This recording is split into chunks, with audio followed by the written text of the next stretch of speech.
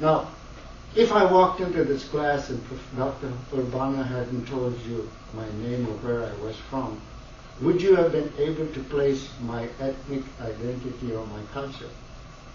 Yes. How could you do that? I would have said Middle Eastern. I wouldn't have said the specific. You would have said Middle Eastern. You said yes, sir. Oh, I didn't say his name? Middle Eastern. Why couldn't I have been white? Mutation. Well, I could have gone through suntan and got a 1 hour tan.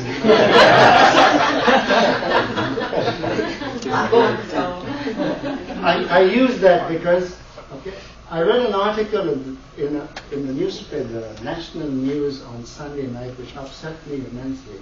And it happened in the state of Tennessee, where a newspaper article came up with an editorial that said more and more immigrants today in the state of Tennessee are being paid higher wages if they are light-skinned and lower wages if they were dark-skinned.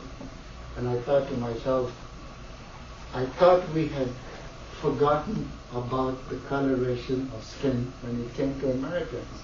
Now we got to go and pick on us poor immigrants. Okay? And I immigrated here 42 years ago. I love this country. I'm an American citizen. And when people talk about immigration, I have some concerns about it.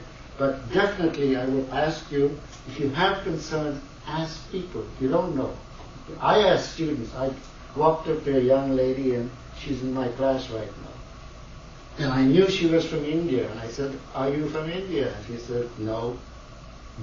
And I said, where are you from? She said, I'm from Bangladesh. Okay? And Bangladesh is a part of India. It's the East Pakistan. And I said, oh, that's different. Yes, it is. To her, her identity is very important. You both might look alike. Okay? But basically her identity is, I'm a Pakistani, I'm not an Indian. And we need to respect. The second one is prejudice. Prejudice basically comes from prejudging because we don't want to ask. Okay? And you notice the issue of outsourcing jobs to India.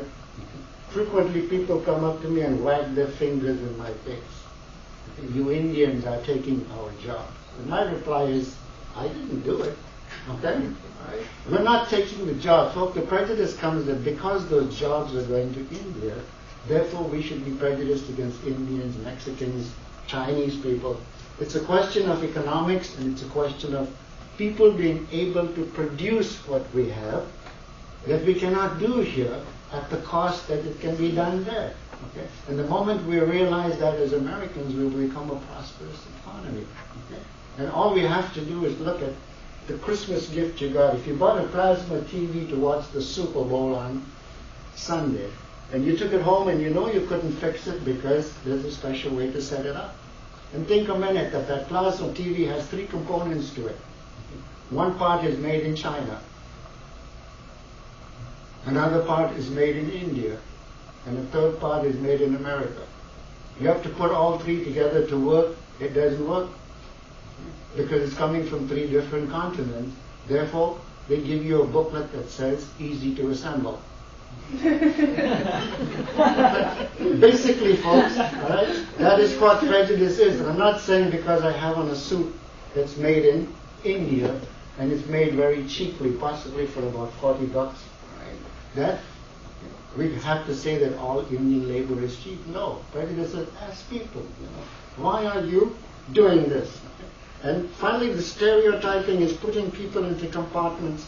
We see Middle Eastern people with the burqa or the covering of their heads, and we tend to believe that, okay, they have got to be terrorists. I'm sure you heard of the last episode we had about the 40 Arabians from Detroit being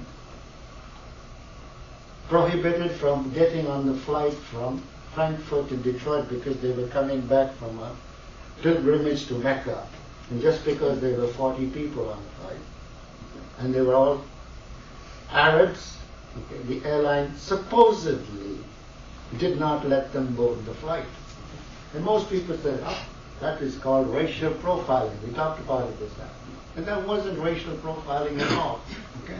If you look at it, the stereotyping is Arabs, people don't want 40 Arabs sitting together. And in reality, what happened there was the 40 people turned up late for their flight. International flights require a 1 hour window. You have to be there 1 hour before the flight. They arrived 20 minutes before the flight and therefore were denied access to the plane.